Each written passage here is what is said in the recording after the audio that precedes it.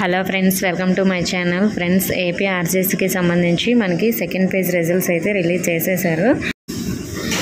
మరి మీ యొక్క రిజల్ట్స్ అనేవి చెక్ చేసుకోండి. అక్కడ application ID, date of birth, captcha కూడా ఎంటర్ చేసి మీరు రిజల్ట్స్ అనేవి చెక్ చేసుకోవచ్చు. అంటే రిజల్ట్స్ అంటే కాల్ లెటర్స్ అనేవి డౌన్లోడ్ చేసుకోవడానికి ఆప్షన్ ఇచ్చారు.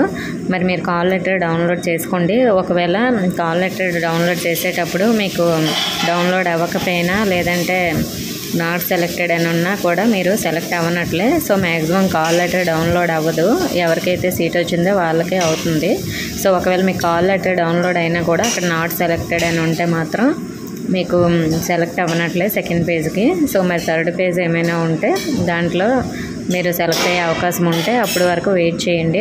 థర్డ్ పేజ్ వచ్చేసరికి లేట్ అవుతుంది. ఇంకొక మనకి 10 to 15 days అయితే పడుతుంది థర్డ్ పేజ్ వచ్చేసరికి.